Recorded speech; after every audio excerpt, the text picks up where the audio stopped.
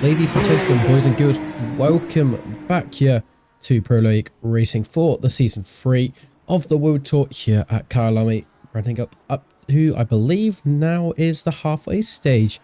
It might just be actually a tiny bit more than halfway, because obviously I missed last round, but my head still thinks it is.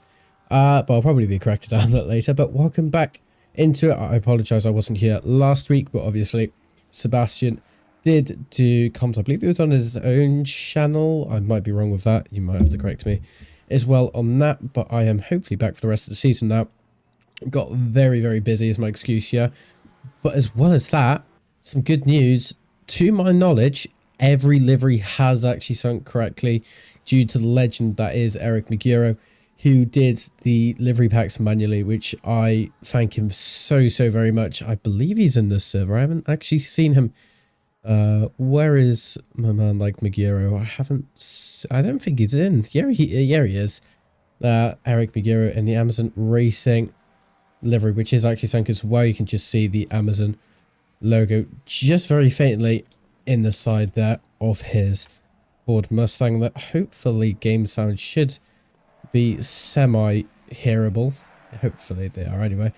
But we do see qualifying is just, well, pretty much in the middle of it now. Actually, it is that 36-minute session here. It is 60 minutes for the Amazon. The rest of the time is dedicated for the Pros and Soul this year, as we do see Kyalami still in pole position so far with that 1:40.4, which is a brilliant time so far. Again, ever so close to those 39s, which is practically dedicated as those really alien times here, which does obviously specify the word pro in Pro League Racing, I guess you could say. So what's that? I believe, yeah, Seata is in the lobby here for tonight's race. Obviously working with LFM in his team and one of the community owners along with Greg Ellis. Currently, I believe, going into Sector 2. I haven't done Kyalami in such a long time, so please forgive me for any misinformation that I have been spreading about it. But it is one of my favourite tracks as well. We're seeing the Ford Performance livery. That is an in-game livery, but looks absolutely beautiful just by looking at it. Now going into the first parts of Sector 3. Now, as you can see, the dash on the map dedicating the start of a new split there. As we do see, he is actually improving quite a bit now. He is 2 seconds up. Bear in mind, he hasn't set a time just yet. So this is going to be classed as his baseline time.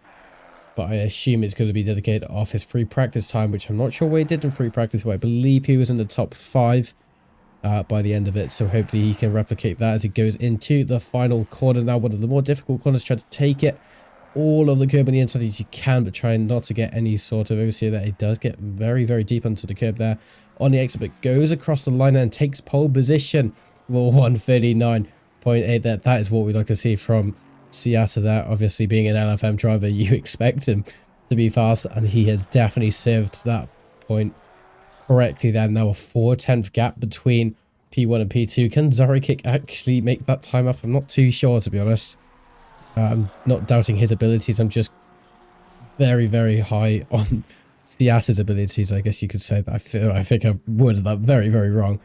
But we'll go with it. Now, Robert Jorpin as well in that McLaren 720S Evo. A car that I don't actually see too much anymore in this series. I believe, yeah, there's there is two McLarens in this series here, which is actually quite crazy to say. It's a very Ferrari dominant lobby here, it seems. I would say probably about 50%, maybe more, being that Ferrari 296, or as some people like to call it, the Fiat, which I also can get on board with. Going through Cheetah, going very wide down in the exit there as we can see. I believe that's Sebastian Elmstrom in the Aston Martin going very wide as well. That's probably not going to be a valid lap time for himself, but we do see Robert now going into his new lap, but he does take P2 there, actually just cutting Zorikik's time off second place there, and he goes up into P2 with a 1:40.295. He does pull over there. Is that going to be the end of his qualifying session, or is he going to go back out and try to improve? Very, very close between the two drivers. Indeed, very different car manufacturers, to say the least. The 992 and the 720S Evo. As well as that going down, we do see it is actually really, really close between some of these drivers here. I wouldn't expect Kyalami to be such a close track, because it is, again, I say this about quite a few tracks, because again, it is all down to personal preference, but it is all down to Just liking the track, but it is a track that isn't used as much as it used to, obviously, with the expansion of the game. With various DLCs, we do see that's going to be Victor, I believe, in the Mustang going to the wall there. Unfortunately, there for himself, but he does return to garage and hopefully tries to get out back on track as quickly as he can. We don't see anyone doing any significant improvements to the second so far, but we do see it's going to be Andres Olino, who I believe at Brands Hatch was absolutely rapid. At the moment, he is in P15. He is once again improving, though. He's about a quarter of a second up as we speak now. We do see another Ford getting very loose there into turn 4, I believe. As we speak, Andres going through into the hairpin before entering sector 3 here. Nearly 4 attempts up on his personal best lap time. This could put him up quite a significant amount of places here. Potentially, we're speaking maybe top 5 if he's able to maintain this, but he's still at the 3/10th mark, so he has lost a tiny bit of time. Now, speaking of it, but he still has some of the most challenging corners to come up with. Now, this is one of the more difficult corners as well, going into, I believe it's turn 8, as we do see him losing a position there. I believe it was Brasco who did go up a place, and now going through Cheetah takes it very nicely. Now 5/10 up, so this is going to be a major improvement if it is going to be a valid lap time. It goes through the final corner very, very wide there on the exit of the final corner, but he goes across the lap line for a P5 finish there, as I predicted there, with a 140.457. He still is able to keep that. Can he keep it for the next 8 minutes, or can he improve it as well? He is improving again going into turn 1, nearly a 10th up, but I'm assuming he might have tried to get a tiny bit too eager on the brakes here. As I predicted, he did lose a lot of his lap time going onto the exit of turn 1. Now going through into the starting part of sector 2 here, the straight being quite a weird straight going into a fast right-hander as well.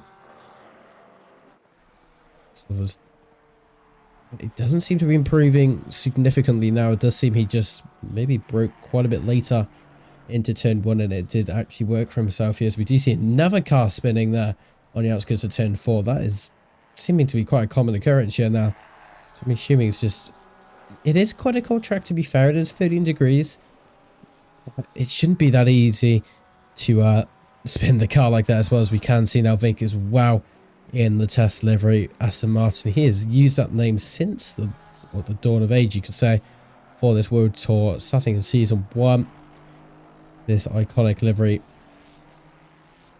practically just being used as one word here. Now 5/10 up, though. He could actually potentially take away. He will take away Greg Ellis's time. Greg Ellis going into P2 there, so brilliant time there from him. So that is changed in the most recent of moments here, but it does seem though Vink is looking to put pressure in there, going for each sheet. He goes on the grass a tiny bit, but he still is able to keep it somewhat valid, it seems. He does keep a lot of his green time here going through into the final corner. He goes very, very wide, like it seems well, every driver is doing so far. He goes across the line, takes away Greg Ellis's time, even with that sketchy moment. He definitely minimized the amount of lap time he would have been able to do.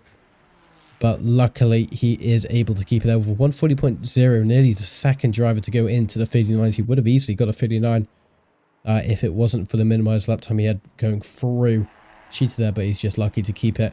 Valid here, Greg Ellis as well. In the PLR Esports 218, Ferrari 296, we have 6 minutes left of qualifying. Can he take back his second place position provisionally into qualifying here? Doesn't seem he's going to be improving a drastic amount now going into turn 4 now. I'm just trying to use my brain.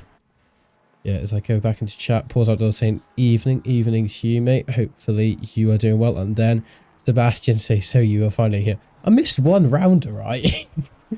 Making it sound like I've been gone for 2 months. I've been gone for 1 round, which again does sound like a long time, to be fair, because that is 3 weeks since the last stream, I believe.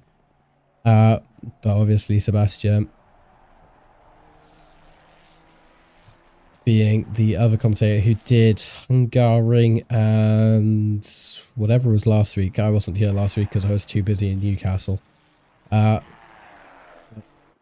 What was last week, actually, if someone could remind me? Because genuinely, I've actually forgotten.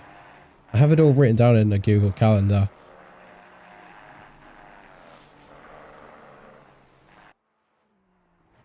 Oh, I see.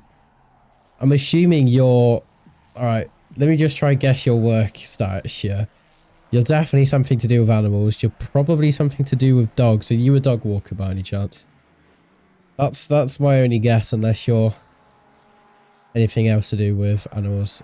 I absolutely love animals. I've got 2 dogs myself and too many horses to count, which most of them aren't mine. But they are in the same stable. Eric McGeary as well, now in P13, 2.5 tenths up on his best lap time. Loses a lot of it though going into turn 4 there. I'm not sure what happened there. Maybe got a tiny bit loose again, and nearly another victim of spinning out there going into the exit of turn 4, but is able to keep it up there.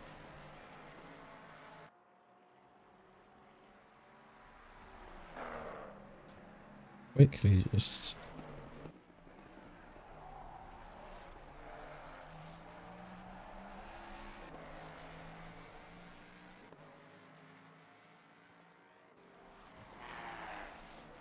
quickly just save that before I forget about it. Otherwise that would be a bad day at work for me. And then we'll be right back at it. But as it actually stands, it is actually quite surprisingly unoriginal, I guess you could say, in terms of some of the names in this corner. Some of them being quite funny though as well. But now we do go through the only corner name that I won't be pronouncing, because I don't want to try bottle that like a bottle some people's surnames. But that is not going to be pronounced there. The final corner there, as we do see Eric Magiro trying just once again to try and improve on his lap time here. It doesn't seem to be working just yet. 500ths of a second, as well as that we do see Daniel Montero and the Broken Bones Sim Racing livery, another livery that has sunk here, which is a very big success here. Once again, thank you very much, Eric Miguero, for doing that. Do now go into Sunset and Barbecue. 2 brilliant corner names, may I add.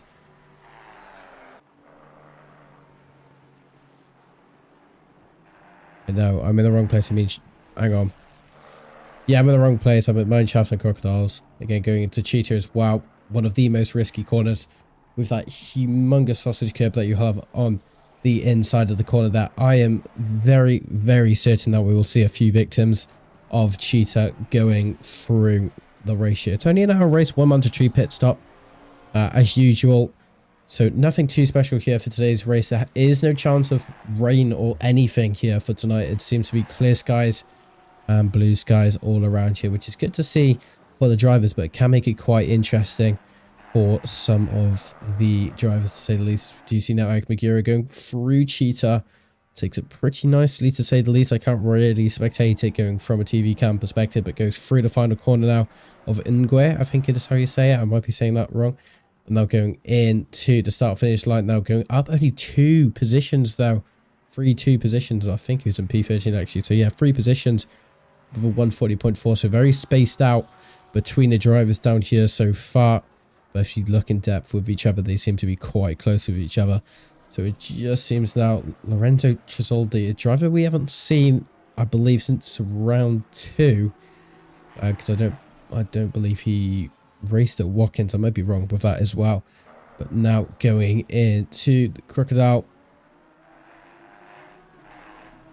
Seems the Lamborghini doesn't seem to be as strong here as it seems the highest Lamborghini is going to be Declan Brogan at the moment in P13. The rest being Porsches, Fords, obviously Conrad being in P1 for the Fords, as well as Michael Lawston in P6. Last week was Misano, I see. Round 4 broadcast hasn't been uploaded to the channel yet, so you need to talk to Greg. Okay. Yeah, if you send me the file, I'll just be able to upload it, I think. Lorenzo was there last week. Oh, I see. Okay. I haven't been able to look at whose attendance or where. But as we edge closer and closer towards the end of the season, I will start making scorecards and etc, and graphics like that. But that will probably be on the final to the penultimate round of the season. I believe it's 7 rounds, so round 6, aka next round, next Monday, as well as obviously the final round, which is actually the first day of my summer holidays, I think. Hang on. Oh, okay. I think the final round, Sebastian, you might need to be on a high alert for the final round. I'll be honest, because I've got stuff on over the weekend. But I think I should be back in time for that. Craig Fairweather, I don't think we've seen him for a while as well. Obviously, Fairweather being season 3. I don't believe he was in season 2 though, going through cheater now in the Ferrari 296, 4.5 tenths. Now going into the final corner now. Will be able to actually improve quite a bit. This will be his final lap time though. He goes across the start finish line now to take what is going to be P21 for himself provisionally with a 141.172 here, which is still a brilliant time here to say the least. And it seems it's actually going to be quite similar. Everyone's seeming to be in the 40s and 41s, and there's obviously the outstanders being in the 39s and the 42s, but roughly it should be quite good racing here for only an hour. File has been shared on the Google Drive. Okay.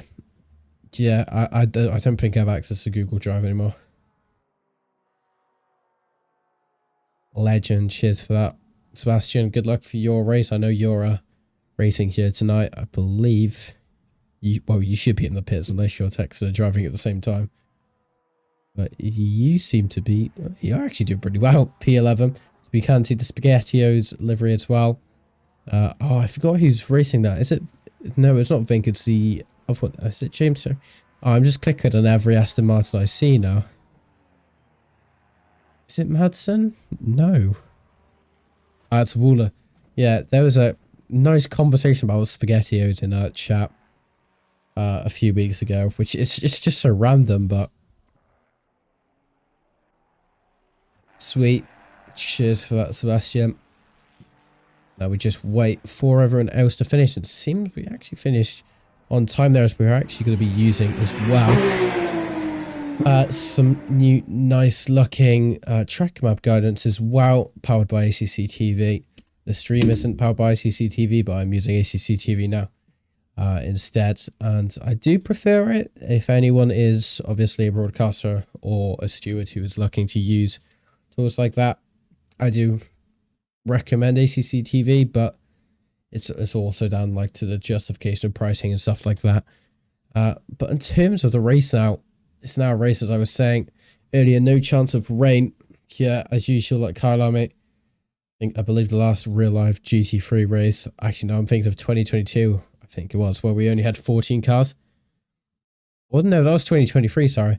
Yeah, that was 2023 because I remember Spa 24 Hours was quite packed on that year as well, but that's when there was a humongous bop on the Mercedes and they practically lost by a flying mile, unfortunately. And it was the last year of Rafael Marchiello in the Mercedes as well, but it seems now qualifying is over. We are just waiting for the server to tick over as it stands now. We do see Konrad Siata is going to be in P1, followed then by Jorkman and Vink rounding out the top 3 with just exactly two attempts between them 3 there, which is good to see how close it is actually going to be between the 3, even though Siata being the absolute alien that he is. He's still waiting for the server to tick over. I'm not sure what happened there. Everyone is in pits though.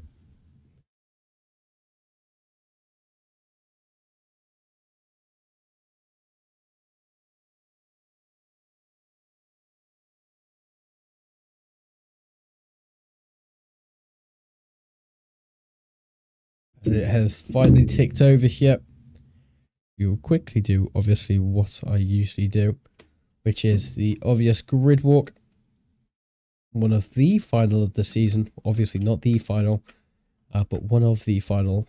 We do have quite a big grid here, actually, which I'm pleasantly surprised about as we go on forward. Obviously, we've got Konrad Siata in P1. What a surprise there. Good to see him back, though, in the series there, as well as Jorkman and Vink rounding out the top 3, as I was saying earlier.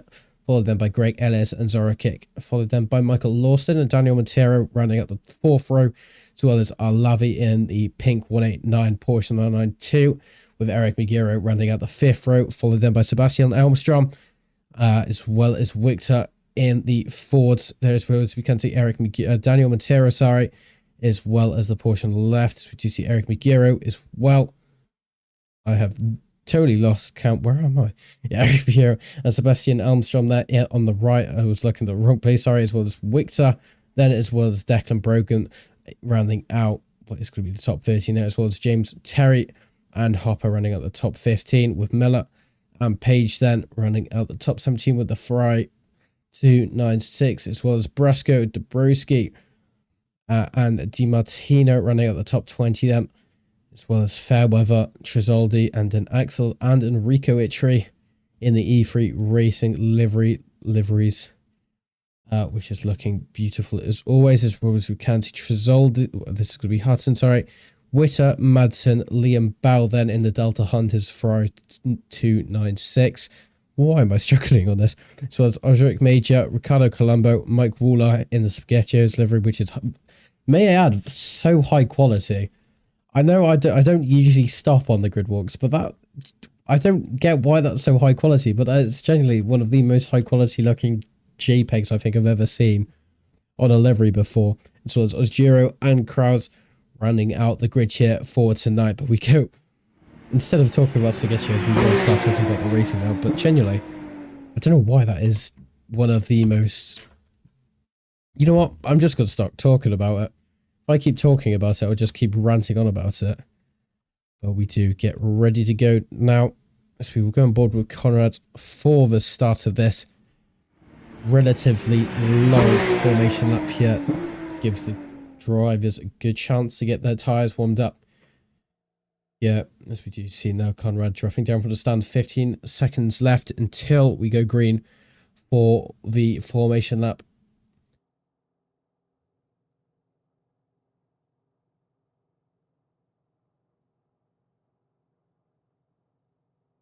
The 11 corners that this track does provide should hopefully give us some very, very good racing here, to say the least. Turn 1 being quite an odd corner as well. We're about to approach it, as you can see on the track map already, that, well, what is actually going to be called the kink, and it's probably the most self-explanatory corner you can see on this track, and it's like Red Bull Ring, because turn 2 is what is going through the straight. It's that practically non-visible corner, but it's still classed as a corner, which is, it's interesting, but I guess it does make sense, I guess. And obviously Kyalami sharing that same energy as well as we go into turn 3 now, as it would be.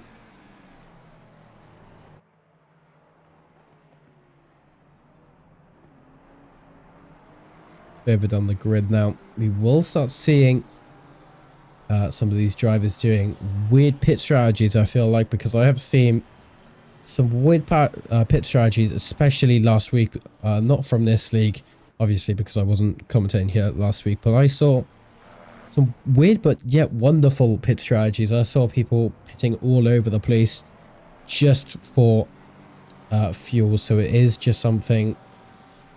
Will we see like it here, or are we just going to see the bog standard halfway or end of race pit stop? Obviously that mandatory pit stop for fuel, I believe it is. So I'm going to quickly check, because I've actually forgotten myself.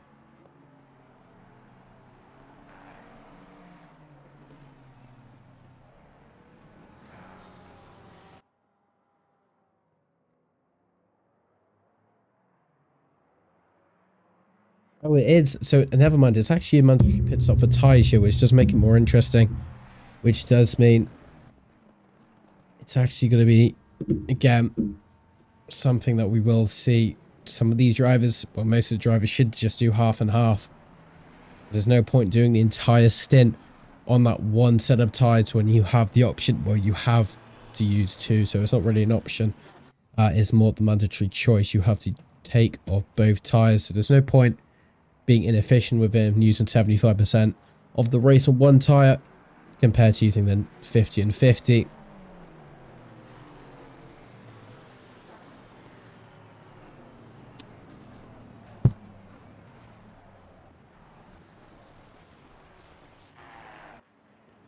I'm not going to comment on what I just saw, but that was definitely a Ferrari that was off the gravel here. But we do formulate side by side here to get ready to go green here for round 5 of the season 3 World Tour here at Pro League Racing. Conrad Sierra taking pole position, followed then by Jorkman in the number 26. McLaren 720 Evo, followed then by Vink Rounding out the top three then in that Aston Martin V8 test livery here as we go through the final corner and just a tiny bit of the straight until we start getting green here for the hour of racing. We do have 9 a.m. in game, 8:55 here in the UK start. I'm here, 15-degree track. So we do enter and approach straight here. If some of these drivers are unlucky, they might actually start on the curvature of the corner here. I do see one driver, I believe, in the pit. That could actually be a blessing for them if it does go for carnage here. But we do go green here eventually. Now Conrad Siata actually making quite a good start in that Ford Mustang there, but we do see Jogman gets it better as they go side by side going into turn one. We do also see that's going to be Vink trying to go for the inside line going into turn one. Is it going to work for him? No, it's not, as he just has to stay the same with each other. It's going to be very rowdy going in to turn two here actually. So we do see now it's going to be 4 wide back there in the Sky Tempesta Racing livery. Is Vink still going to be able to keep it here, taking his original position of P3 here, but not for long, as Olino looking all over the back of him there, as we do see Daniel Montero trying to go side by side as well with one of the Aston Martins. I believe that's going to be Sebastian Armstrong as he goes side by side going into turn 4 there as well. As now both of them going side by side. Is he going to try break it a tiny bit later? Yes, he is, but it's not going to work for himself yet as they still go side by side here into the very, very dangerous corner that it is. Many spins happening here in qualifying. Will it happen with the same going into the race at the moment? It seems no, as we do see Wicks up in a bit of pressure now on Daniel Montero to try and get his place gone after. We did see Sebastian Armstrong, well, nearly losing his place there as we go side by side here going into the final corner of sector 2 here. It's going to be very tight between the two drivers. Wicks again, the move done beautifully there as he has the inside line for the next 2 corners going into Sunset. Now the first corner of sector 3, but will it be enough? Because obviously we do have Barbecue, which is going to be one of the more interesting corners. That is not going to be Barbecue, that is actually going to be, yeah, that is going to be Barbecue. I think so. That's going to be Daniel Montero actually going wide there. I'm not sure what happened there as we get a replay, as he just gets a tiny bit of a bump, I believe, going into Sunset there as he goes almost, yeah, just goes very, very late there. That was very optimistic braking. I believe it definitely wasn't intentional, obviously, but that was going to be very optimistic if it was going through crocodiles. But does see everyone is just going to be selling down now as we do go further down the grid, but it doesn't seem everyone's going to be having that same move here. Daniel Montero trying to get the moves back done on some of the cars that he out-qualified originally, but obviously that mistake he had cost him so much time here as he does a double overtake almost here going into turn 2. Gets the move done on Fairweather, but he wants to try and get the move done on Trizoldi as well.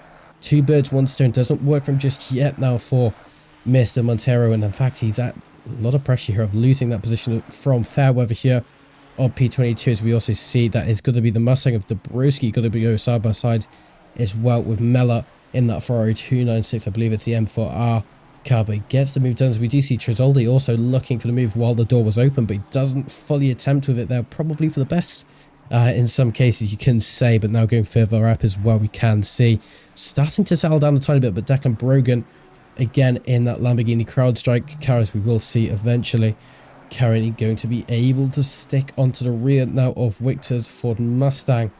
Obviously just a full train of cars now as we enter onto lap 2. Hugh Jackson here to say the least now, but we do go further down as well, as we do see Axel Itri just using the slipstream to his advantage, trying to get past Liam Bowell here as he goes into the crocodiles. It isn't going to work just yet. I thought there was going to be a ton of bit of contact there, but in fact it does seem to staying clean, as it does seem my cameras are still a tiny bit broken here, but they still actually work quite nicely, to be fair, as we do see him just still having to go for a bit of a squeeze there, as we do still having to see Jeffrey Witter trying to pressure himself to get this move done. He has this long straight now, but he is still quite far back as he goes and enters into the first corner. The kink here, all of the cars still staying in relatively close proximity of each other, as we do actually see that's going to be Wooler there trying to get the move done on one of the E3 racing drivers here of Ricardo Colombo. They still go side by side going through turn 2 and 3. Some of the most dodgy corners to go side by side with on this track, and it is going to stay that way as they both still go side by side going into turn 4 there. But still, again, as I'm going to say it again, we still see more action here as we see Ozgiro here, one of the drivers who joined in season 3, looking to try get his move done on P27 of Madsen here. Loses a bit of time there, unfortunately. for himself going into the sweep. But it does seem he's going to be able to keep that going. It's Barbecue. Barbecue being one of the most dangerous corners here and the risky for most of these drivers here as well as we go further up. Now, it is going to settle down further down grid, but that's not going to be the same here as we do see Olino trying to get this move done on Jorkman here. Jorkman seeming to lose the position earlier to Vink there. Vink being promoted up into P2 so far. Jorkman going down into P3, potentially even P4 at this rate as we do see going through Cheetah. He almost loses his place there. Now going into the final corner, he does have a very, very good run here, and he might use the slipstream to his advantage. Quite a long straight here, so he might be able to try do something into turn one. A very good overtaking opportunity if he's able to get it sticking. It does seem he's still a tiny bit too far back to try and think of going for a move, but he does go into turn two quite optimistic. He wants to try and get this move done as quickly as he can because he still sees Vink in sight, and the more they battle with each other, the more time they're going to lose to Conrad as well as Vink here. Conrad starting to have a bit of a leisurely race so far, maintaining about 2.5 second gap between him and Vink so far. Vink having clean air as well as Conrad, as we do see now Jorkman under the most amount of pressure between the top three here, guarding his place as well as P2 and P3s. At the same time, Michael Lawson now on Olavi here. 992 versus the Mustang. The Mustang being a lot more popular than I would have expected it to be, as it is again one of the most marmoted cars, I guess you could say, in this in this game actually. With the next gen cars, it is probably one of the least powerful one, but Conrad making that statement absolutely false so far, being able to whack it on pole so far and currently leading the race going on to lap 4 here as well. As we can see, it isn't going to be the greatest on top speed it seems yet compared to the Porsche 992. I know the 992 is a lot better than the 911 in terms of top speed there, so he is going to be able to maintain somewhat of a gap between him and the Mustang there, but still seems just a Olavi starting to pull away here, unless we do see Michael Lawson putting a bit more pressure on Olavi, but it doesn't seem he's going to be able to just yet.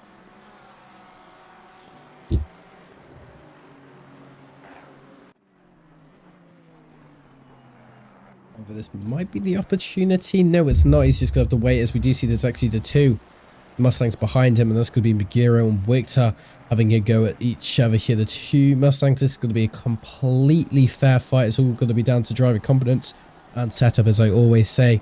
The same machinery will always bow with the same battleship. They seem to be running very similar wing there, and just seeing how little Magiro was actually gaining there, as we do see now going through the sweep there. It does seem they both survive, as it did seem Victor was a tiny bit more dodgy though, as it does seem now entering into sector 2.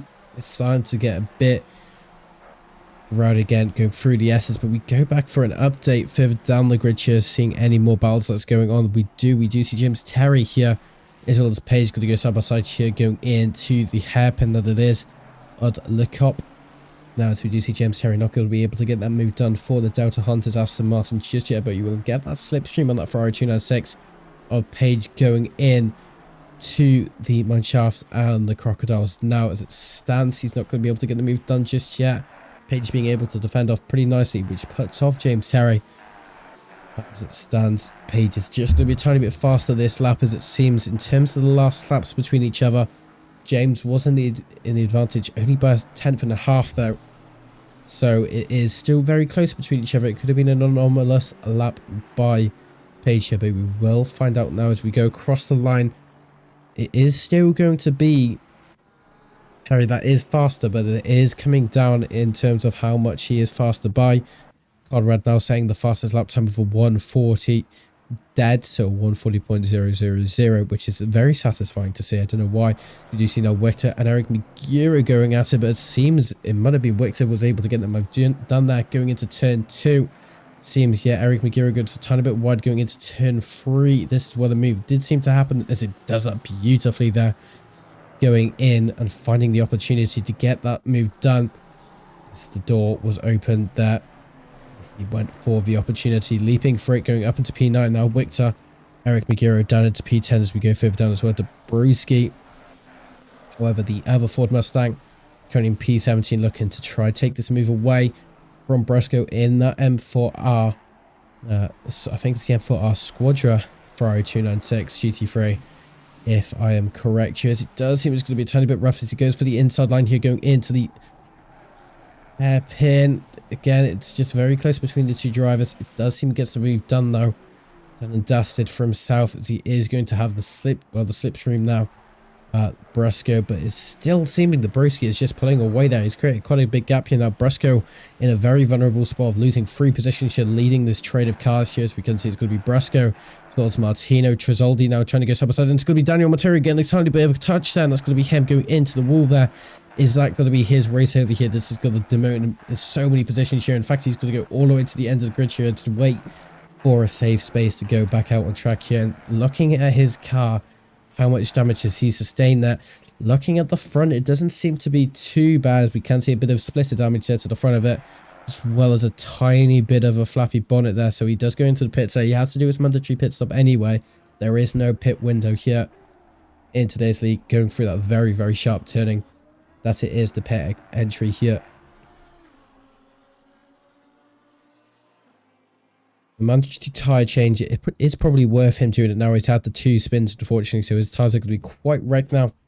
11 minutes into the race, unfortunately, we do see Tresoldi as well now back on fire, trying to get these positions that he did lose earlier. Now going on Bresco, it looks like the door was open. He almost went for the opportunity there of getting that move done on P17, but he just waits, being a tiny bit more patient. He has time to play for as we do see the other M4R car of Martino behind him as well, looking to try to take any scraps out of this battle that might occur if it all were to go wrong.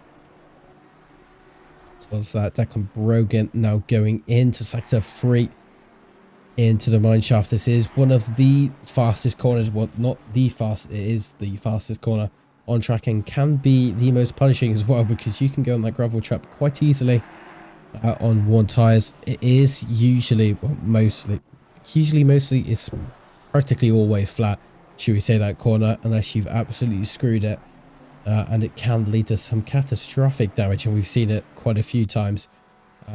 But so far so good here, as we do see now the Lamborghini showing its true potential in the top line now. Absolutely nothing here as Eric Magiro starts to pull away here, as we can see as well. He's getting a tiny bit of help there from Sebastian Lemstrom in front of him in that PLR Academy Aston Martin V8, as well as Michael Lawson now getting the toe of the 992 of Alavi.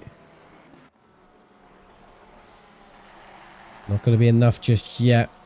Going through the sweep. Gains quite a bit of time going into the barbecue, but it's not going to be enough going onto the exit. This is where we do see the spin start to happen. We can see why. It just takes so much exit, and going onto the power and grass never works. And unfortunately, that's how the car is unsettled, but we haven't seen it just yet. We haven't seen any yellow flags just yet. Well, actually, that's a lie. We did see the Daniel Montero, both of the Daniel Montero's accidents live. So, yeah, I lied about that. But in terms of racing so far, it's been relatively clean so far. Touch wood, obviously. But in terms of this, I would see Matt Krause as well as Osric Major, the 2 cars in the 2 most competitive cars in the field. But we do see this is one of the only McLarens we see in this field. So it's going to be the most common car in this series compared to the most rare car you're going to see in this series, the McLaren 720S Evo versus that Ferrari 296 GT3. Now going into mine shaft. Gains quite a bit of time here. You can just see how close you can actually get to the grass there on the outside of the mine shaft as well. Now going through the crocodiles. This is one of the more complex corners. You can take a lot of the exit there, as we can see that Krause was able to do, going through Cheetah as well. They take both of the right lines there, as it did seem, though Krause was taking it a tiny bit more sketchy, to say the least. Now going through the final corner, it's going to be side by side here. Osric Major is going to have such a vulnerable, well, he's in such a vulnerable position right now as we go down the straight. Now going into the kink for the probably the 6th time now, thinking of it. Now going into turn 2, but it does seem he's able to make a tiny bit of a gap for himself there, as Krause trying to eliminate that gap. Going into turn 2, it's going to go side by side here. Going into turn 3, he's going to have the inside line here, Osric Major, and he gets and defends, but no, he does not. The door is still open here for Kraus as he goes for the inside line going into turn 4, but it doesn't seem he gets the best exit there, as it does seem Osric Major is maybe able to go and defend his position going into the sweep, but it doesn't seem to matter here unless we see Kraus trying to do some sort of retaliation once again going into the sweep, but that is not going to happen. He's too far away at this rate. Now going through barbecue, both of them doing the responsible thing of trying to stay side by side for as little time as they can, both still being able to form somewhat of a train, but they are going to lose a lot of time to the pack ahead, as we can see right now on that track map ahead of us. Now between the two drivers, Osric may just starting to pull away a tiny bit. He's going to try to use this pressure as motivation to try and catch up to the pack once again and try to get that slipstream that obviously Kraus has that he doesn't right now. So this is a huge disadvantage for him. Obviously it's not going to be as much as a disadvantage as we would see in F1 or other sports like that, but it's still going to be quite a big impact when you think of it, especially with rubber banding being an effect in this game. It can be very, very beneficial, but also very, very dangerous as well, as we now start seeing Osric Major potentially going to lose this position going on to the main straight here.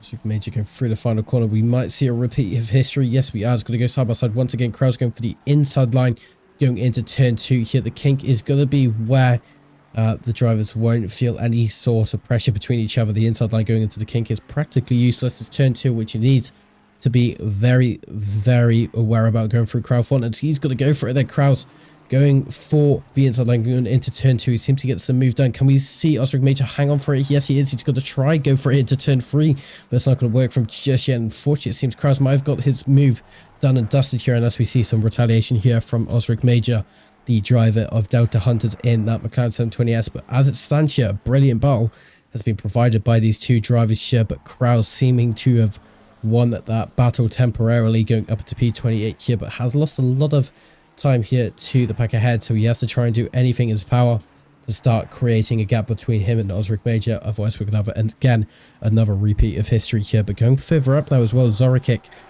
against Greg Ellis here. Greg Ellis, I believe, originally in P2. I might be wrong on that one there. Doesn't seem he's actually went up or down any position so far. I believe he originally qualified in P2, well, provisionally, but then lost the position to people saying faster lap times here. But we now see Zorokic looking to put pressure here on Greg Ellis, the PLR esports admin and one of the community owners, obviously.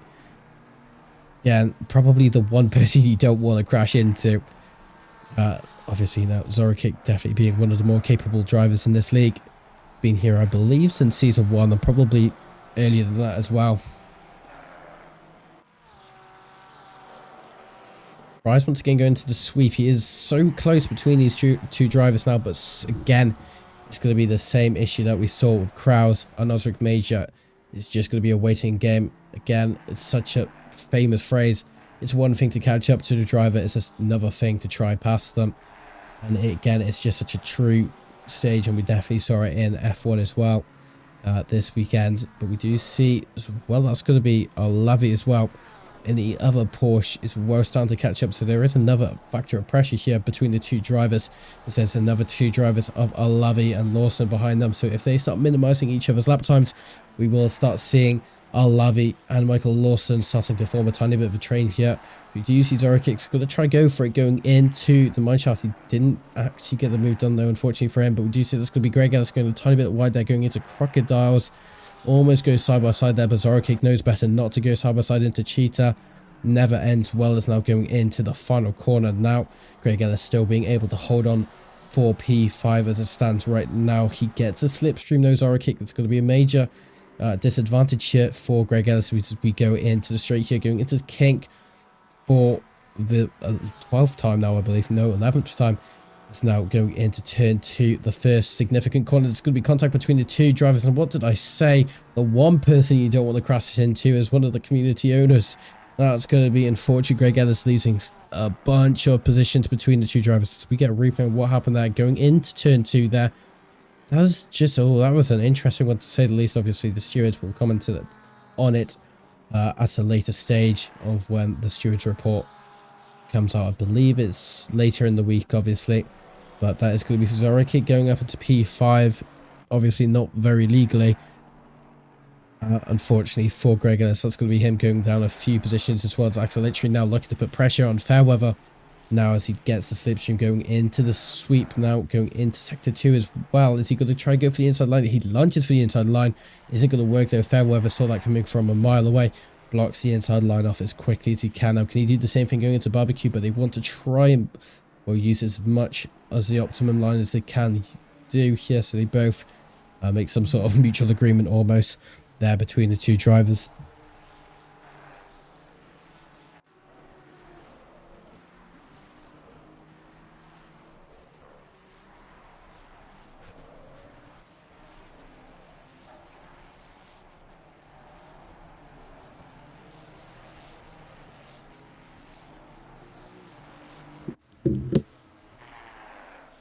And back on with it. It does seem now Dabrowski as well now going to be one of the drivers who is probably in the most amount of pressure here. It seems to be a three-way battle here for P15. Here's we see Trizoldi looking almost try to lunge there going into the final corner. It doesn't work for him, but luckily the Lamborghini brakes are very, very good, so he's able to stop on time. As we can actually see the two M4R cars as well looking to join in this as well, one being a lot closer than the other. Braking a bit later there, trying to put up Hopper. It's not going to work though going into turn 2. They do go a tiny bit later though. That's going to be Dabrowski trying to maximize that to his advantage. It isn't going to work for him just yet though. Hopper being able to fix his mistake pretty quickly and able to maintain his position at P14 as it stands. We're starting to see the people pitting now, which is obviously to be expected. Obviously, an hour race pitting at the middle of the race is probably the most sensible option to do. Here is now, as we can see, Ricardo Colombo as well trying to go side by side here with Jeffrey Witter going into the sweep here. The E3 racing car looking a tiny bit ballsy, you could say. Here trying to get that move done into the sweep again. A bit more of a risky corner as we can see Waller as well in the background. We'll use him as a reference point to see how much time they actually lose. Does seem there again. That's going to be Witter losing a tiny bit of time going into barbecue, just going onto the grass a tiny bit. He's got to minimize his lap times a tiny bit just by getting a tiny bit of dirty tires. It's not going to affect him too much. Again, Ricardo Colombo using all of that apex then. Obviously, that's really dangerous as well because that can unsettle the car quite easily if obviously the new ACC suspension physics for Nordschleifer probably wasn't implemented. That probably would have went two ways to say the least. So now as we can see, Ricardo Colombo going into Crocodile, still just putting an immense number of pressure onto Jeffrey Witter, but isn't going to go for the move just yet as it stands with 37 minutes left to go. Going into Cheetah, able to gain quite a bit of time. Are we just going to see him use the slipstream to his advantage here to try and get this move done? He does do almost the same thing as what we saw with Kraus, trying to go for the inside line going into the end of the final corner of turn 11 here. But we do see now using the slipstream that really close with each other, so the slipstream is going to be very effective here for Ricardo Colombo as he goes for the inside line going into turn 2. Should be quite an easy move. Thinking about it, are we going to see retaliation though from from Witter here as it stands? So we're not, as Ricardo Colombo gets the move done pretty cleanly here, but again he's still in the close proximity of his opponent of Witter. But as it stands, Ricardo Colombo is going to go up into P25 provisionally for this race, now getting closer and closer to the halfway stage of this race. We have seen now P30 to P33 have all pitted now, so we will start seeing more people as well pitting soon as well. I believe in the next 6 minutes we'll see the majority of people pitting. We have seen someone go off though, as we will see who that was. I can't see who that was, but it seems to be all resolved now, unfortunately, with ACC race control as well, because I'm still using no ACC race control software. The yellow flag detection thing isn't a thing anymore, which is really annoying for me because I can't actually see who has unfortunately crashed. So it's difficult to get race replays on that, which does obviously make the streams better, but there's nothing I can really do in terms of that. Was that Madsen now 2/10 between him and the Giro in that Aston Martin V8, and then we see the Ferrari 296s. We do actually see Ryan Madsen being one of the firsts who wasn't involved in an incident going into the pit side. Do we see anyone else joining him from behind? No, we do not. He's going to be one of the only along with Trizoldi as well. So they're going to lose quite a few positions, but this is when we start seeing a lot more of the intense build starting to happen when people come out of pits there. That's going to be a very, very loose Alavi going into the sweep there. This is going to be Greg Ellis putting an immense amount of pressure on him here. I'm glad I was able to select this in time here. As we see, it's actually going to be a four-way position trade here. As we can see, it's going to be Alavi, Greg Ellis, as well as Michael Austin and Sebastian Elmstrom, all fighting for P6 here. Alavi doing a great job of just, again, maintaining a calm position here, as we do see now going into the hairpin here. Again, just Greg Ellis getting a bit optimistic, trying to go for the outside line, going into the hairpin there, going into sector 3. Now almost loses his position to Michael Austin. This is going to be his priority of now having to try and defend off Michael Austin. Michael Austin going for a very deep lunge there, going into the crocodiles. It's not going to work for him just yet. All of the cars go a tiny bit wide there. Michael Austin almost trying to formulate some side-by-side there, going in to the crocodiles, but then realizes we have cheetah next, which is the worst corners to go side-by-side on. This is very tight here between the rest of the cars here, as we do now go on board with whatever camera this is called now. Apparently it's my wing camera. It's definitely not my wing camera, but I kind of like it. We do see now he is going to be able to gain a tiny bit of time here now. Michael Austin, is he going to try do any sort of move going into turn 1? As it stands, he's still not going to be close enough. Again, turn 2 being the tightest corner of the track, I believe, along with the hairpin, obviously. Entire section / complex of corners is so just difficult to get right. And definitely the tyres will definitely be feeling it here. 34 minutes left to go. As it stands, Conrad Siata actually under a lot of pressure so far between him, as Vink is just on his tail here. So it's going to be Conrad Siata and P1, followed them by Vink, Jorkman, Olino, Zorakic, Alavi, Greg Ellis, Michael Austin, as well as Elmstrom and Declan Brogan running up the top 10 so far. The top 10 being very unpredictable as usual, everyone being in very close proximity of each other. One being Greg Ellis, Michael Austin and Sebastian Elmstrom that we were just spectating just a few moments ago. As we do see, it's actually starting to calm down a tiny bit. Greg Ellis has started to put a pedal to the metal a tiny bit. Wants to try and catch up to Alavi, who's just 4 tenths down the road now. But we do see Michael Austin again is Sebastian Elmstrom trying to put pressure on him. But he's also just there to try and collect scraps from the battle that's about to happen between Alavi and Greg Ellis right now. He's not trying to put much pressure on Greg Ellis because he knows if he puts pressure on Greg Ellis, he's got to be under even more pressure from Sebastian Elmstrom behind. As we do see again, Vink and Zorakic both going into the pits now, so that's another 2 cars pitting here. We do see a handful of people pitting as well as Osric Major currently in P30. Now we do see Michael Lawson looking to try go for a move going into turn 2 here. It's not going to work for himself just yet. Sebastian Elmstrom looking to put pressure on him now. Is every time he tries to pounce on Greg Ellis now, he loses more time, and if it doesn't work, he might risk his position of P6 to go down to and demote it to P7 if Sebastian Armstrong was able to get the move done on him.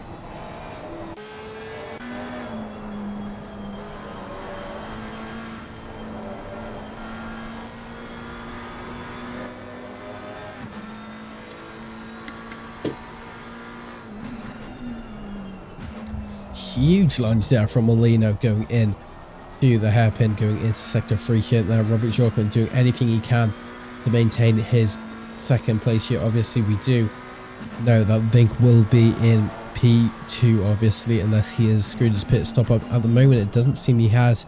It's just a very close proximity between the top 20 so far. As we do see again, Jorkman just under an immense amount of pressure to try and keep his position here as we get to the halfway stage of this race now. Wants to try go for the inside line there, Olino. It's not going to work for him just yet. Trying to use the slipstream to his advantage. Again, not going to be able to work for himself.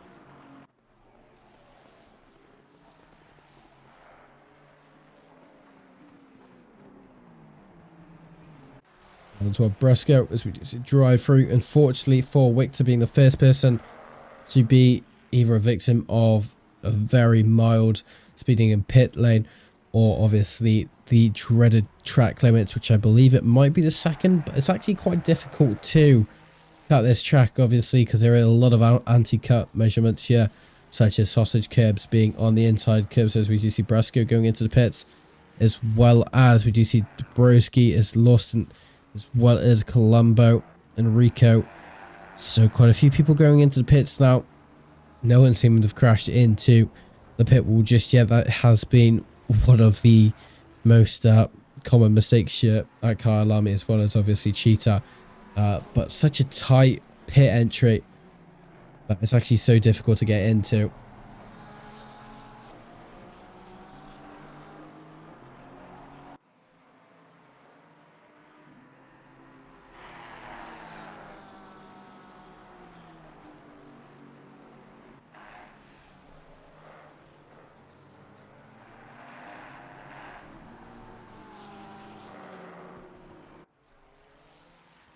Okay, now Alino trying to go for this move, as we do see. Is that Jogman going into the pits? Jogman going into the pits then, so that's going to be a lot of wasted time here for Alino after he tried battling for his position. Now, this is where we need to see Alino nail his pit stop and obviously nail a few hot laps here, because technically, if he uses an overcut method, which he is currently on to do, he might be able to actually take what is going to be the positions ahead of Jogman, which would have been P3, I believe, here. So as long as he nails these hot laps here, he should be able, in theory, to keep this, obviously, if he nails his pit stop as well.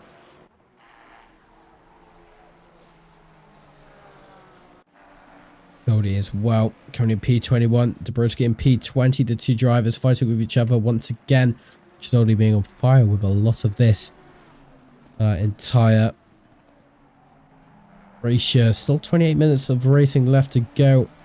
It's not over until the checkered flag has been waved, and anything can happen. And we have seen that last lap dramas have been a thing, and they definitely are very much present and can be present if the drivers will try to do so. As now as we do see Alavi exiting the pits now, because I believe Greg Ellis behind him. So him using the same pitting strategy, as we can see that's going to be Hutton to go side by side here with Alavi here. Alavi seems to get the move done now as we get a replay here. Bit of an optimistic dive, I believe, going into turn 2. It does seem now, actually Hutton's goes a tiny bit wide there going in to turn 2, going into turn 3. There's a tiny bit of contact between the two drivers, just very tight racing now, and it does seem Alavi gets that move done fair and square there. But we do see James Hutton and wants to try and get this position back as quickly as he can.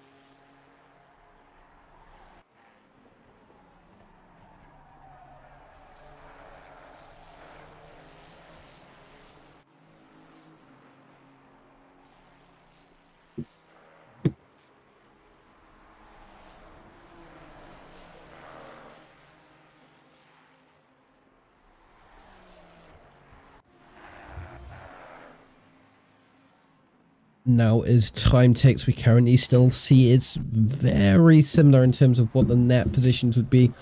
Declan Brogan, though, hasn't actually done his pit stop just yet. So that is going to be him going down a few positions, as well as Page and Fairweather. But currently in net P1 is Vink, so he has been able to actually outdo Conrad Siata here. So we are brew quite a good battle here, as it's 1.7 seconds between each other. Yeah, so Conrad trying to track him down, so we can see him in the background of the screen there. Declan Brogan going into the pit here, so we still have to see Page and Fairweather both pit, as well as Krause and Huttons in the Ferrari 27 and the Lamborghini 64. As well as we go further down, it is going to be Zorikit going side by side here with Krause. Krause having quite a good attained so far in the office, I guess you could say. Going down into the mineshaft here, Zorki gets the move done in that purple Porsche 992. Brilliant looking car as he goes up into P8 here. So pretty good from him there as well. I wouldn't be complaining there as Kyalami trying to do the same thing here, trying to get past James Hutton's another 992. Yeah.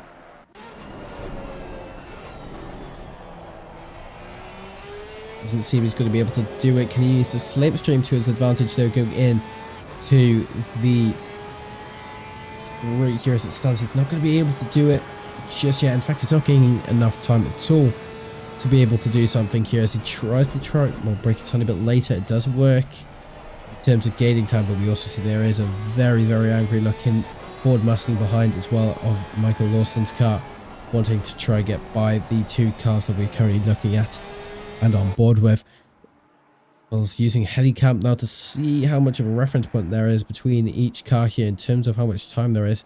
There is practically minimal here now, as we do actually see Michael Lawson trying to gain a little bit of time there, as we can see that is going to be, I believe, Greg Ellis behind him as well in P12, trying to get a bit of action as well. It could try and get Michael Lawson's position up here as well, but in fact, of everyone staying in the same position, it does seem to be true so far. No one trying to pull anything crazy with 24 minutes left to go.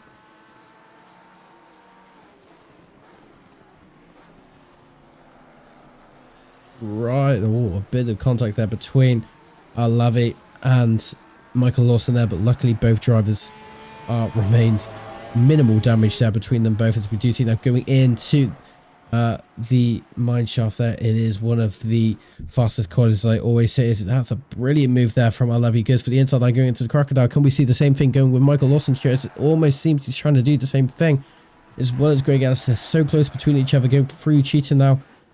And it does seem they all survive it once again. We haven't seen too many victims here at Cheetah, it seems, as it does seem Greg Ellis might have his opportunity to get this move done, but actually it might be the same for Michael Lawson going side by side here with James Hutton in that Ford Mustang Performance here, as he goes side by side, getting the inside line going into turn 2. Greg Ellis looking to collect any scraps if he's able to, as he actually wants to try go for the inside line as well. He wants to take that to his advantage here as he goes side by side here with James Hutton here. He gets the move done even before entering turn 3 there, so a brilliant move there from Greg Ellis, redeeming himself here, going up into P10 here. He wants to try get Michael Lawson's position done now as quickly as he can, so he can try and catch up with what is going to be Kyalami in that Porsche 992 dark blue coloured one there, as we can see him going to break a tiny bit later into barbecue. There's going to be practically zero space here between the two drivers here. It does seem Michael Lawson gets a better exit there, going into barbecue, going through the S's again, a very challenging corner complex.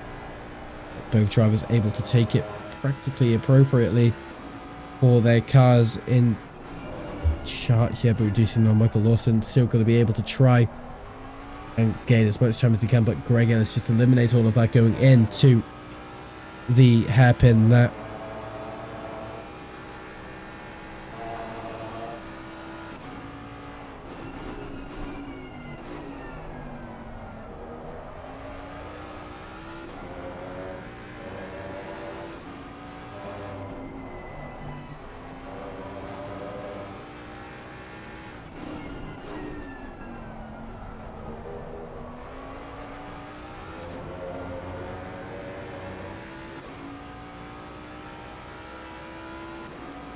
Stands now Michael Lawson starting to create a gap between him and Greg Ellis now. Nothing Greg can do at the moment. It does seem he has put the pedal to the metal again. Michael Lawson being able to create that gap. Now that can't be said with Sebastian Elmstrom and Declan Brogan here, as it does seem Sebastian Elmstrom looking to try and gain P11 here from the Lamborghini of Declan Brogan in that crowd strike. Lamborghini looking brilliant here, but it does seem to go a tiny bit wide there. It does seem Sebastian Elmstrom following his line there as he tries to go side by side here, going into the sweep. Is it going to be an easy move here? As it does seem Declan Brogan almost lets that move happen. He did seem quite generous of how much space he was giving here, but we're going to see retaliation here from the Lamborghini driver. As it stands, no, we're not, and I believe Declan Brogan might have given that place up, which is quite a responsible thing if you think of it. Obviously, there's no battling, so no risk of potentially binning your car. Obviously, the disadvantage, you lose a position.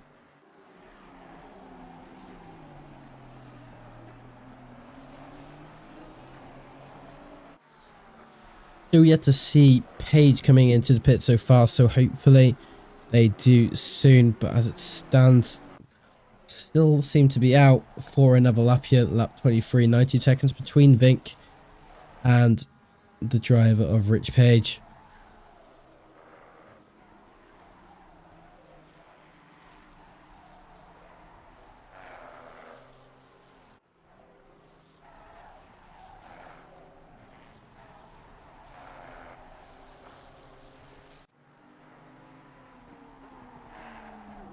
However, once again, Jorkman and Olino once again at it, as it seems they are back to square one here. As I was mentioning about the pit stop gains that Olino could potentially do, it doesn't seem to have paid off here, unless we have seen Jorkman just regain his position here. But it does seem both drivers seem to be very aggressive with each other going into barbecue once again. Does seem they're maintaining a gap, but here can we see Jorkman work under pressure like he is currently for the next 90 minutes here. T-minus 19 minutes left to go, so we do see a yellow flag. I assume it's going to be, actually it's going to be a very random place here. I'm assuming we might see a spinning car here, but can we see Olino aware of it here? Luckily the car seems to be off track. I'm not sure where it is and who it is actually, but they seem to be off track and they haven't regained. In fact, I believe they have just disconnected there, as we have gone down to 29 cars now, unfortunately. That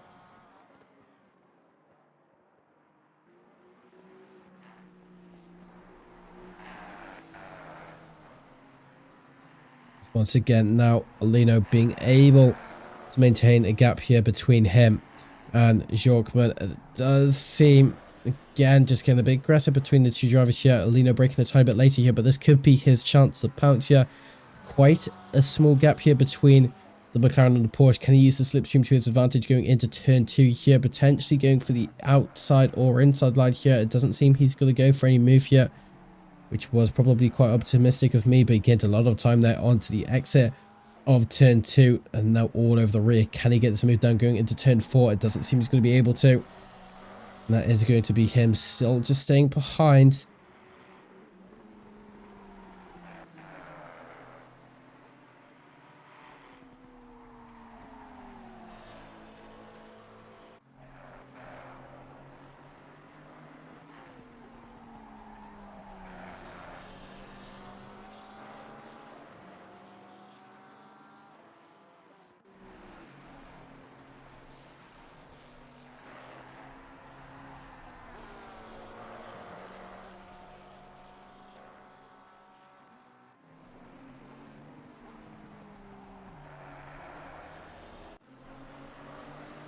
Once again, this battle is starting to brew off. It does seem Sebastian Armstrong was able to get by Declan Brogan a few moments ago, but now he has his eyes on Hutton's, the other Lamborghini driver, currently in a Lamborghini sandwich. Can he get out of it now going in to the hairpin? Now it starts to get very sketchy here between the three drivers, almost going free wide here, so it's anything but over here. But Hutton gets a tiny bit of a mistake. That's going to be Sebastian getting the inside line, getting the move done. But can we see Declan Brogan doing the same thing? Leaves it a tiny bit too late there. Declan Brogan almost loses the opportunity of getting that move done there. Unfortunately, that's also going to be now Eric Magiro almost losing, well, Declan Brogan almost losing the place here on Hutton's. But now we do see a big lunge here going through Crocodiles here. Declan Brogan being able to get the position up going into P11 here, but we can see Eric Magiro as well all over the rear of Hutton's. So I'm assuming something might be wrong with Hutton's here. Seems to have lost quite a few positions in a very short period of time here as they go side by side here, just being abused here as he gets a very, very big moment of oversteer there going on to the exit of turn 11. And that's going to be Eric Magiro going up to P11 as well. So unfortunately, Hutton's losing quite a few positions in a short period of time. But this is the moment we've all been waiting for. Vink versus Conrad Siasa here going on to lap number 25 here, as we do see going through barbecue that are just so practically unseparable here going through the S's now as well. Can Vink use this time wisely? 60 minutes left. It is possible to defend for that long. We have seen it, but can he defend for that long? It's just all about the pressure here. Two of the drivers staying as consistent as they can between each other. We have been able to see though Conrad gain about a second and about 5/10 in probably in the past maybe 8 or so minutes, I'm going to say. So Conrad is definitely going to be the faster driver, but that doesn't always mean it's going to be the easier car to get past here, as Vink is going to be able to do that. Saying it's one thing to get by, well, it's one thing to catch up, it's a second thing to get by. As we can see, that's going to be a juke there from Siata as it nearly falls for it there, but Vink is staying strong, as we do see now going on the wing here of Vink, using the wing as a reference point to see how much time Siata actually might gain here, as it does seem going into the kink here. No time is actually gained here between the two front engine cars here. And Mustang not being able to provide the power he should be here, as it almost looks like Vink nearly losing his position there going in to turn 2 here. Just Vink, oh no, Siata, sorry, just looking at any possible way of getting by.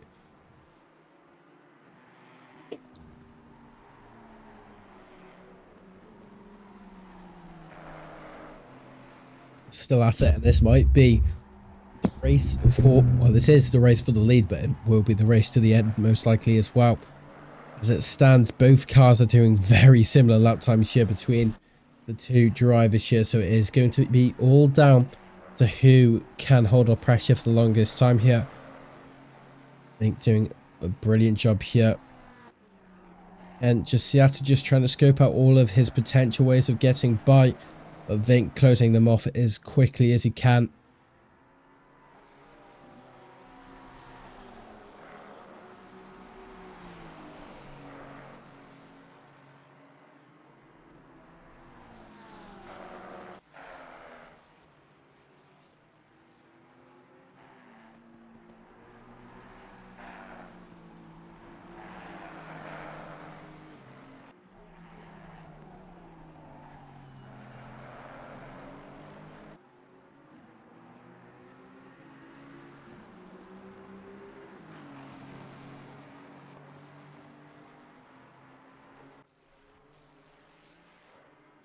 Again, we do see Vink just at such high risk here of losing his position, especially going onto that straight where we will see the slipstream will be at its highest effective rate.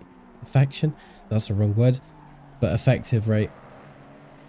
At the moment it isn't going to be able to work for himself, as we will start having to use different camera angles here to try and see how much time he's actually going to be able to gain, as we will sit wing cam for quite a while, because it seems to be doing both cars quite good justice here, as we do see how much time Siata is actually going to be gaining under braking here. It seems to be quite a significant amount, as we saw going through the sweep here, not so much going through barbecue. In fact, we will see Vink actually start to pull away going through the S's now.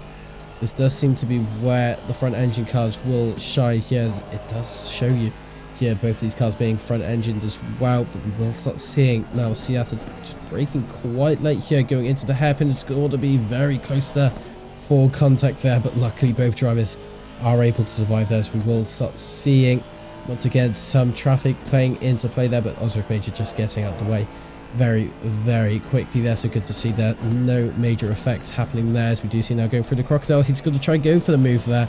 Siata being fairly optimistic on where he wants to go, but that's what you're going to have to do now going through Cheetah. Hopefully there's no potential move going to happen through there. If so, that is going to be very, very dangerous, and most likely going to end in tears here. 12 minutes left to go, and the racing has not stopped here. We'll start seeing now Vink getting quite a big gap here going through the end of turn 11 here, going through the kink for probably one of the final times thinking of it. And Siata just braking so much later than Vink, but Vink being able to hold off this pressure for so long is just brilliant to see.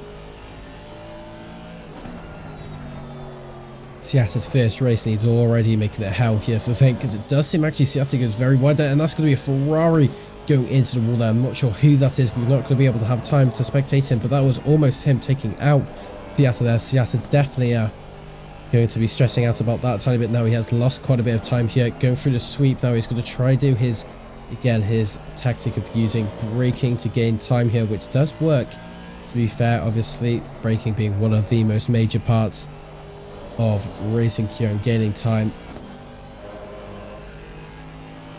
Again, but Vink's just holding off this gap like it's nothing here, but this is where Siata absolutely dominates this corner going through the hairpin. Just breaks it a lot later, but again, it's not working in Siata's favor so far, which is brilliant for Vink's case.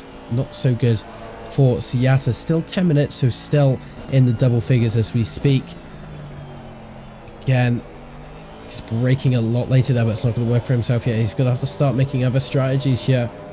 But at the moment, Vink seems to be taking this like a champion, going through Cheetah. This seems to be where Seattle might be actually, well, he's acting a bit desperate of getting this place up and running here, but it doesn't seem to be working. So we just see how impatient he was going through Cheetah there. He almost goes wide there.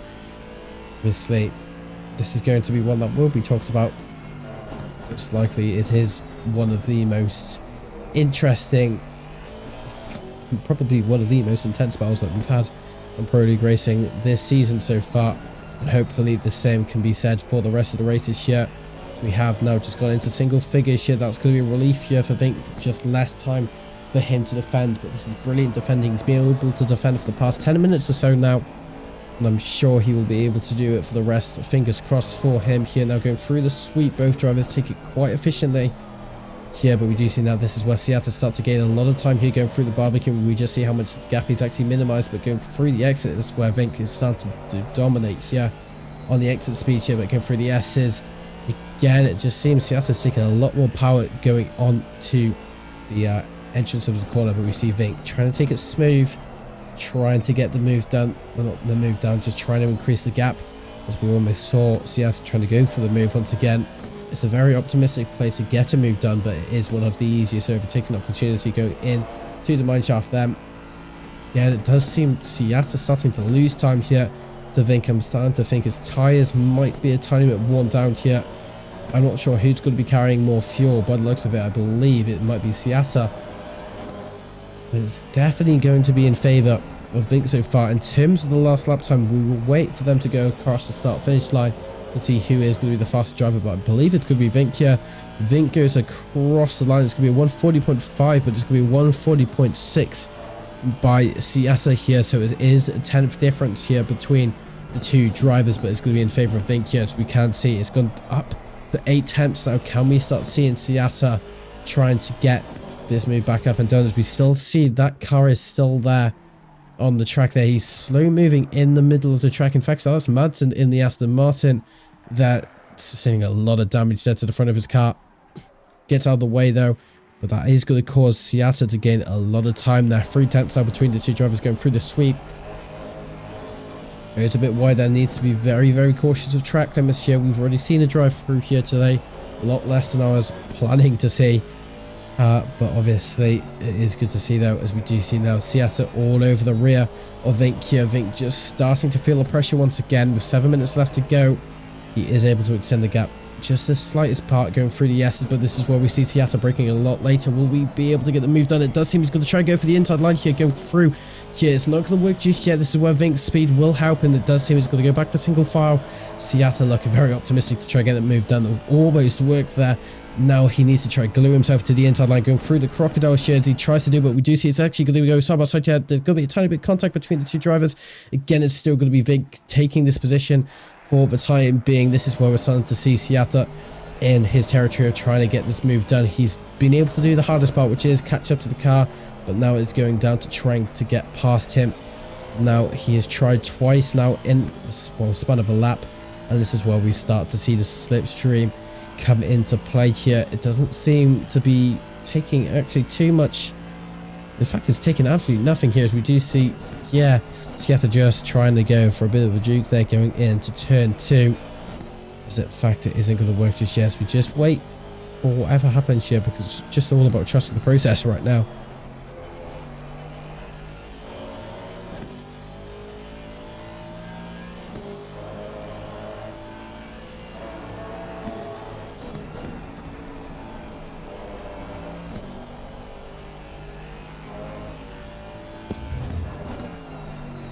Again, just repeating history here. Seattle just all over the rear.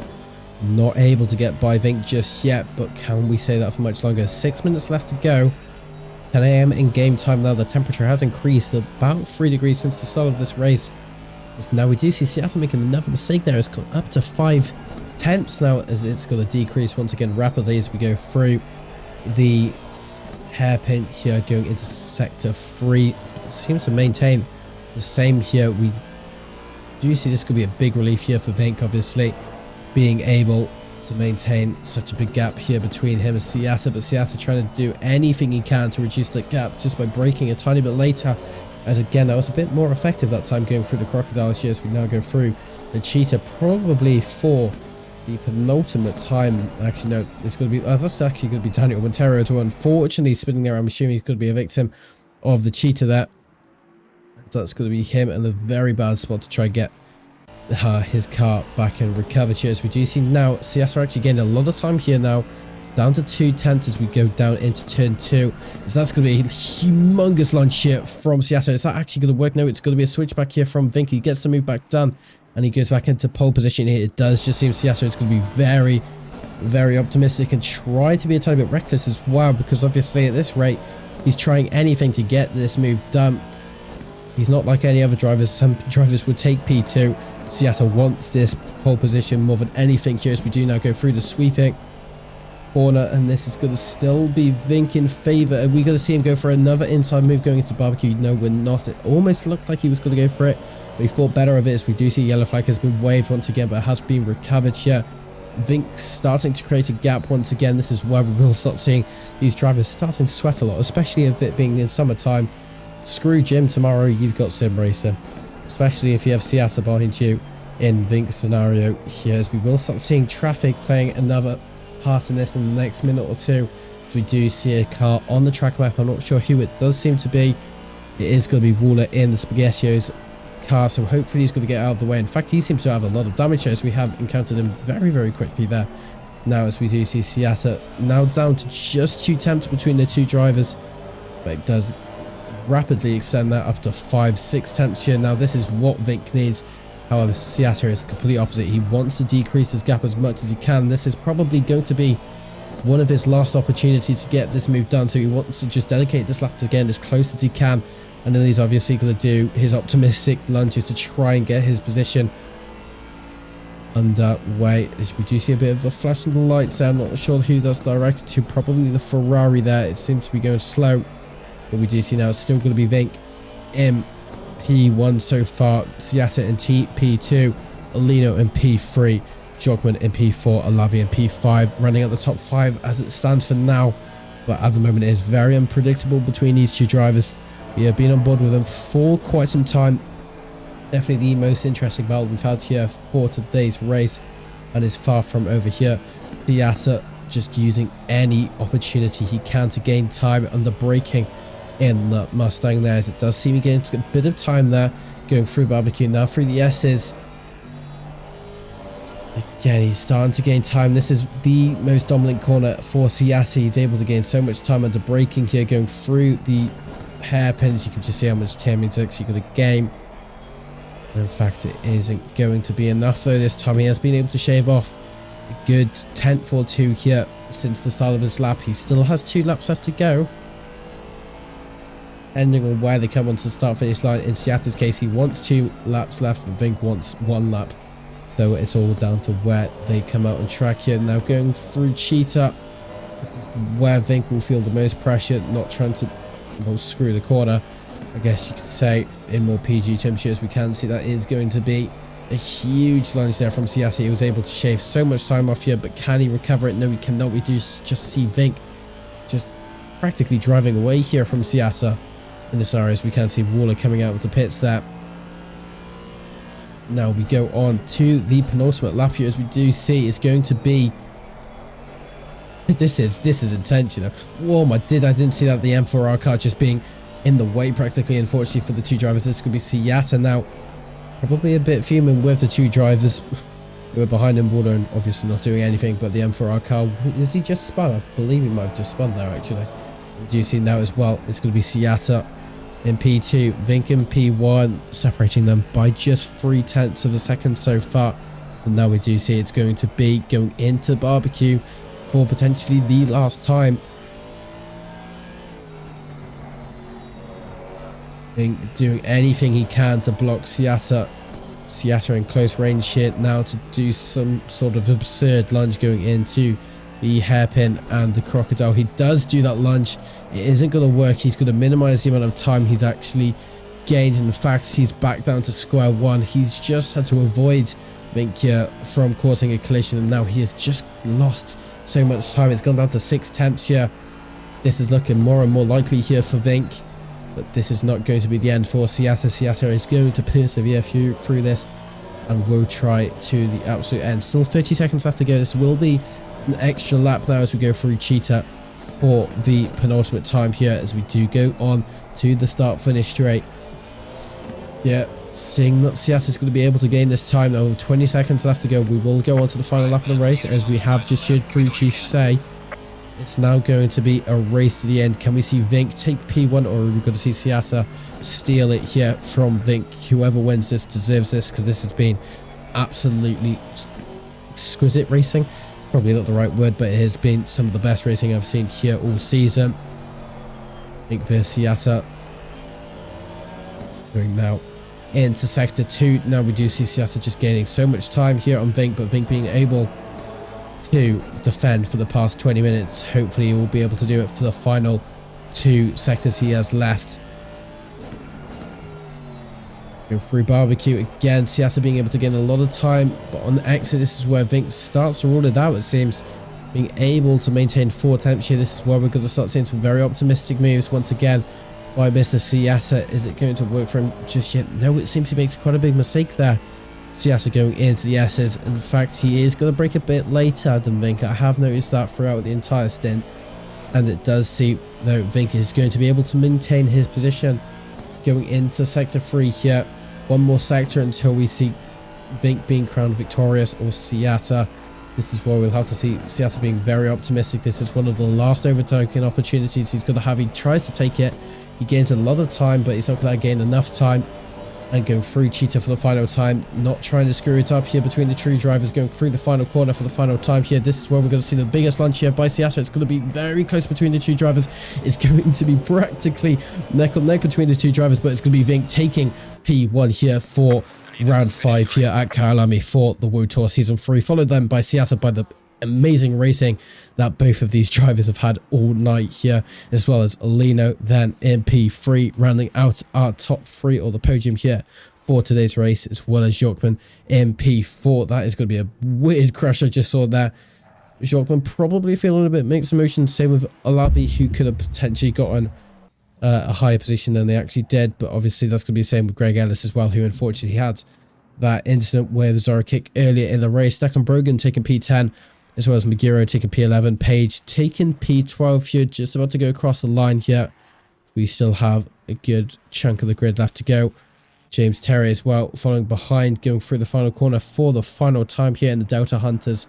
Aston Martin number 21 taking P13 here, the unlucky number 4 Summit, as well as the Broski taking P14.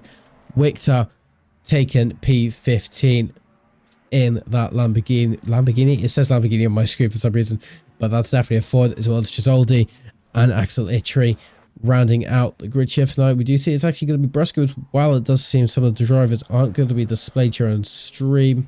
We might not have enough time, but we do see it's going to be Brusco taking P17 here for the M4R team, as well as we can see it's going to be Ricardo Colombo, as well as the other E3 car of Enrico Itru, sorry, behind him for the E3 Racing team here, taking P17 and 18. Obviously people are leaving now, so it isn't going to be completely accurate which numbers they go into. Almost doing a photo finish there between Jeffrey Witter and Mike Krause there, but that is going to be the end here of what is going to be round 5 here at Kyalami, and genuinely some of the best racing I have seen here at Pro League Racing. Obviously it is coming to the end of the season. I'm not sure when sign-ups come up for the next run of World Tour. Jordan Black going into chat. Genuinely some of the best racing I've seen here. Big congratulations to Vink, and obviously a big congratulations to Seata as well, creating that brilliant racing all the way to the end there. In terms of streaming so far, there will be another stream on the 15th, which is obviously the Monday next week as well, taking up round 6. I'm not sure what round is next, but hopefully it provides some good action as well. But for the meantime, I hope you all have a great rest of your evening, and I will see you next week. Goodbye.